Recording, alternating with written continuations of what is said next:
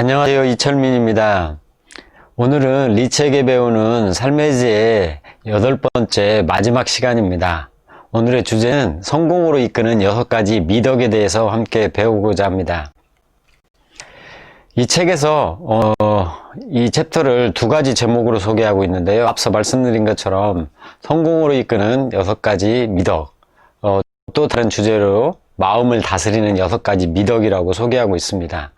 사실 앞에서 7가지 주제를 가지고 여러 가지 리더십의 스킬이나 아니면 인간관계 기술, 또 어떤 문제 해결 방식, 의사결정 방식, 여러 가지 것들을 배웠었는데, 그런 것들은 어떻게 보면 성공하기 위한 어떤 방법, 그런 스킬, 그런 것에 가깝다면, 오늘 마지막 시간에 배우는 이 6가지 미덕은 진짜 성공의 기초가 되는 그런 그 사람의 그 마음에 품고 있는 그런 성품들, 그리고 인격들, 그런 성품과 그 사람의 인격이 바로 성공의 기초가 된다고 그렇게 이야기하고 있습니다.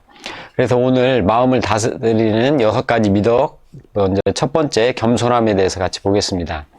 겸손한 사람의 특징이 있는데요. 그 첫 번째가 겸손한 사람은 자신의 부와 권력과 위치를 남용하지 않습니다. 그리고 두 번째는 말하는 것보다 듣는 것을 좋아하고요. 세 번째는 사람을 대하는 태도가 언제 어디서나 한결같은 거예요. 그리고 네 번째는 범사에 감사한다는 거죠. 네. 우리가 여러 가지 뉴스를 통해서나 어떤 갑질하는 여러 가지 그 있는 권력자들의 그런 씁쓸한 그런 소식들을 듣게 되는데, 리치 디보스는 절대 그러지 않아요. 자기 자신의 어떤 위치나 지위, 어떤 그런 것들을 이렇게 드러내지도 않고, 그런 것들을 이렇게 남용하지도 않고, 그냥 리치 디보스, 자기 자신의 있는 모습 그대로를 그냥 모든 사람들에게 언제 어디서나 한결같게 그렇게 보여주는 겸손함을 나타내고 있습니다. 그런 리치 디보스의 겸손한 모습을 가장 잘 표현해주고 있는 그런 말이 있는데요. 바로 리치 디보스가 자기를 자신을 소개할 때 나는 하나님의 은혜로 구원받은 죄인입니다 라고 소개한다는 것입니다. 이 한마디 소개를 통해서 그 모든 것을 나타내주고 있는 것 같아요. 처음부터 리치 디보스가 이렇게 자기 자신을 소개한 건 아니었는데요. 어떤 사장의 이 주객으로 초청을 받아가지고 이렇게 스피치를 하기 위해서 기다리고 있는데, 앞에서 이제 사회자가 리치 디보스를 소개를 하는데, 그걸 따라 너무나도 장황하게, 너무나도 많은 것들을 정말 리치 디보스가 기다리는데도 너무 지루할 정도로 사회자가 너무 장황하게 자기 자신에 대해서 소개를 하는 걸 듣고, 그런 사회자의 소개가 끝났는데 강단에 딱 올랐을 때 제일 먼저 한 얘기가, 리치 디보스는 앞서 사회자가 소개한 것처럼 저는 그렇게 대단한 사람이 아닙니다. 그렇게 많은 엄청난 일들을 행한 사람도 아닙니다. 저는 하나님의 은혜로 구원받은 죄인일 뿐입니다. 네, 그렇게 이야기를 했다고 그래요. 뭐 준비된 그런 멘트는 아니었지만, 그 시간에 갑자기 자기 입술을 통해서 이렇게 튀어나온 고백이 계속적으로 자기 뇌리속에 남고, 정말 그렇구나, 나는 하나님의 은혜로 구원받은 죄인일 뿐이구나. 예, 그래서 그 사건 이후로 어디 가든지 간에 리치 디보스는 자기 자신을 소개할 때 이렇게 소개했다고 합니다. 정말 겸손함을 제대로 보여주는 그런 일화지 않나 싶습니다. 또 두 번째, 인내심입니다. 어떤 분야에서든 성공하기 위해서 가장 중요한 개인적인 인성 요소를 꼭 한 가지만 선택하라고 하면 나는 주저없이 인내심을 꼽을 것입니다 라고 이야기합니다. 70번을 쓰러져도 이제 71번째 기회가 올 것이다 라고 외치면서 끝장을 보고야 말겠다는 인내심이 필요합니다 라고 이야기하고 있습니다. 인내심은 영혼 깊은 곳에서부터 비롯됩니다. 인내는 우리가 우리 인생의 다른 부분에 큰 꿈을 꾸고 어떤 상황에서도 그에 대한 믿음과 집념을 잃지 않을 때 반드시 성공할 수 있다. 네. 살다 보면 정말 많은 사람들, 특히나 정말 내가 갖지 못한 여러 가지 재능들, 장점들 가지고 있는 사람들을 보면 굉장히 부럽고, 내 자신이 그들과 비교했을 때 한없이 초라해지는, 내 자존감이 무너지는 그런 경험들을 많이 하게 되는데요. 예. 그렇게 정말 많은 재능들을 타고나지 못한 사람들에게도 하나님께서 주신 보상이 뭐냐면 바로 인내심이라고 합니다. 그렇기 때문에 누구든지 그 인내심을 가지면 정말 그 많은 재능과 달란트를 가지고 태어난 그들보다도 더 정말 훌륭한 위대한 삶을 살 수 있다라고 그렇게 이야기하고 있습니다. 이 말이 얼마나 평범한 우리들에게는 큰 위로가 되고 격려가 되는 말이 아닌가 싶습니다. 세 번째로는 친절함입니다. 리치가 회사에 소속된 모든 아메이 사업자들을 일일이 따뜻하게 배려하는 모습을 보고 커다란 감동을 받곤 했다라고 저자는 이야기합니다. 사람들에게 봉사하고 그들을 돕는 것은 리치의 일상 가운데 일부분이다. 리치는 도움이 필요한 사람을 귀신같이 알아본다. 네, 귀신같이 알아봐요. 그리고 그들의 필요를 조용히 겸손하게 다가가서 그들을 도와주고 필요를 채워주죠.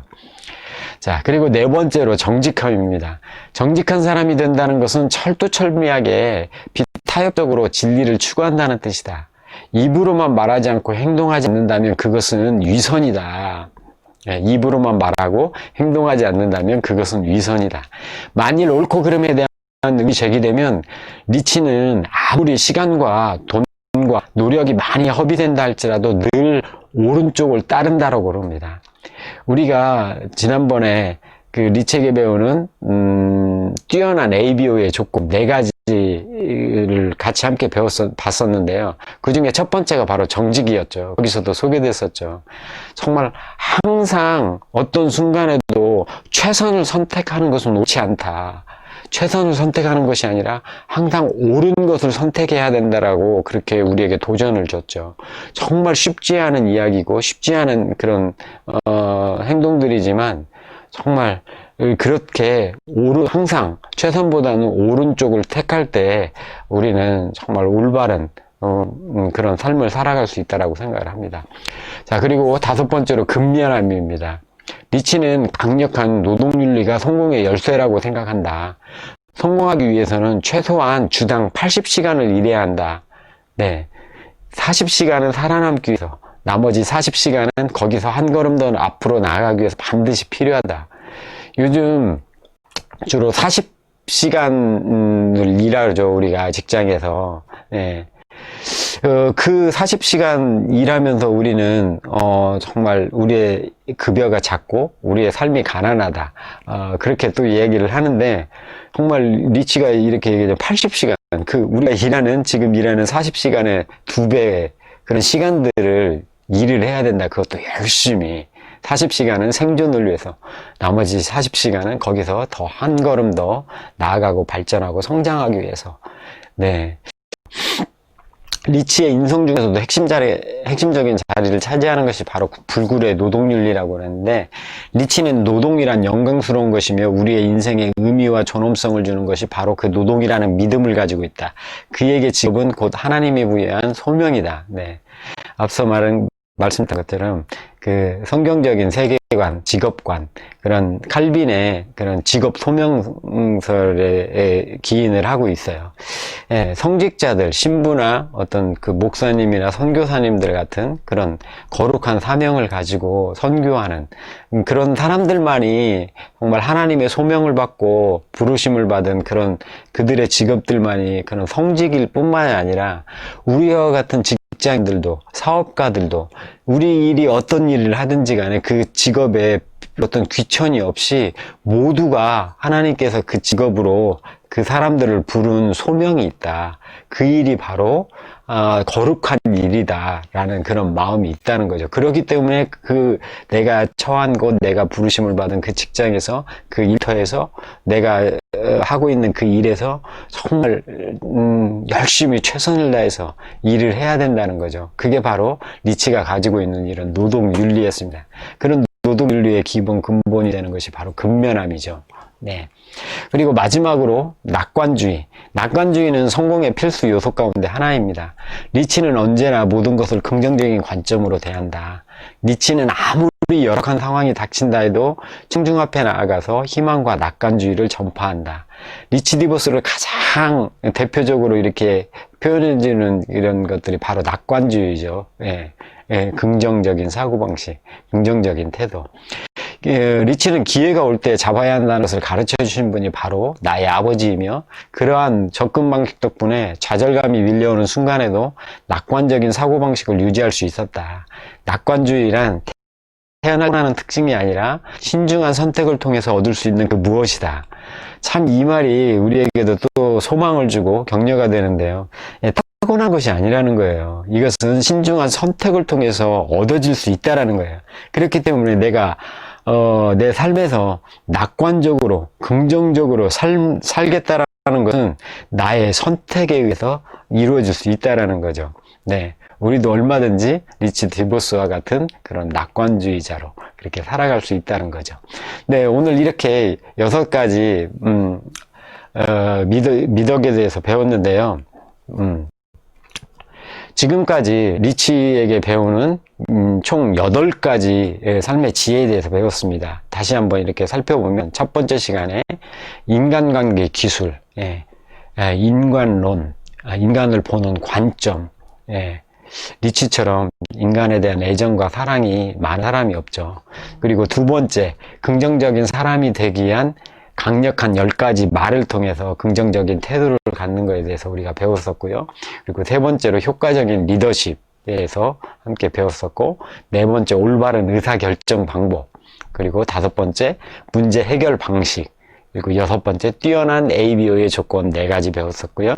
일곱 번째로 탄탄한 가족관계의 비결, 할아버지와 부모와 그런 자녀 간의 3대의 그런 원만한 관계를 위한 그런 비결들에 대해서 배웠었고요. 오늘 마지막 시간으로 성공으로 이끄는 6가지 미덕에 대해서 함께 배웠습니다.